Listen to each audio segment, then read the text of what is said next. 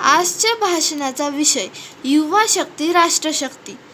शूरवीर व पराक्रमी छत्रपती शिवाजी महाराजांनी वयाच्या 17व्या वर्षी स्वराज्याची शपथ घेतली. संत ज्ञानेश्वरांनी 18व्या वर्षी ज्ञानेश्वरी लिहिली.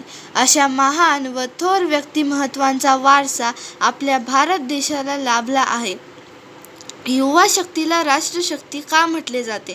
कारण या युवकांचा भारत घडविण्यात मोलाचा वाटा असतो. ते देशाचे दीपस्तंभ असतात. कोणत्याही देशात युवा शक्ती ही महाशक्ती असते.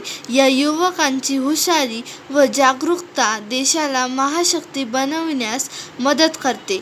युवक हे देशाचे लोकप्रतिनिधी आहेत. युवा शक्तीत भारताला दिशावृत्ती देते.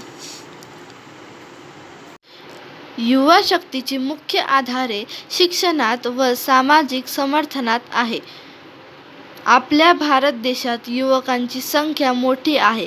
त्याचप्रमाणे त्यांच्यातील सामर्थ्य व स्वावलंबनाची आवड सुद्धा. युवा हे कोणत्याही काळात देशातील सामाजिक, आर्थिक, राजनैतिक क्रांती घडविण्यात मोलाची कामगिरी पार पाडतात. युवा जर एकवटले तर त्यांच्या शक्तीची परिधी सीमेच्या पलीकडे होते. आज भारत सारखा देश जगाची तिसरी आर्थिक महाशक्ती होण्याच्या वाटचालीवर आहे. तर युवा शक्ती साहसी आणि विक्रमी पराक्रमाच्या जोरावर प्रसिद्ध समाजसेवी अण्णा हजारे म्हणतात की, माझ्या शक्तीचा उगम व माझ्या आशेचे केंद्र युवा शक्ती आहे. युवा या शब्दाला जर आपण उलटे केले तर त्याचा शाब्दिक अर्थ वायू असा होतो, जे एका प्रलयाचे द्योतक असते. युवा शक्तीत हे प्रलयकारी वादळ निहित असते.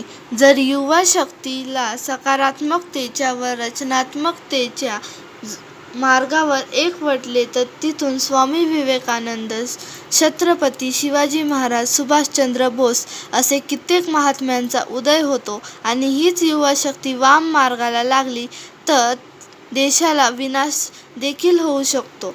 युवा शक्तीला आपल्या क्षमतेची जाणीव करून आपले आणि समाजाचे उद्धार कसा होईल याकडे आपले ध्येय एकत्रित करण्याची आवश्यकता आहे. युवा शक्तीचे आदर्श व स्वावलंब भारताला सुरक्षित आणि समृद्ध बनविण्यास मदत करतात. त्यांचे नवविचार सामाजिक न्यायाची सोय देतात. युवकांच्या क्षमतेची मोठी व महत्त्वाची उच्च मूल्ये आहेत.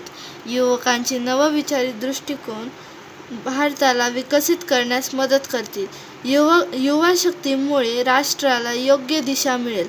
भारताचे भविष्य आजच्या युवकांच्या हातात आहे. जर या युवांनी ठरवले, ठाम निश्चय केला तर ते अशक्यही शक्य करून आकाशाला गवसणी घालतील.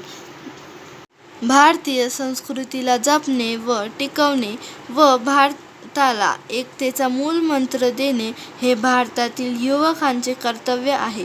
शेवटी मी एवढेच सांगेन, युवकांनी ठरविले तर भारत प्रत्येक क्षेत्रात यशस्वी होईल व भारताला एक महाशक्ती बनण्याकडे वेगाने वाटचाल करेल. जय हिंद, जय महाराष्ट्र.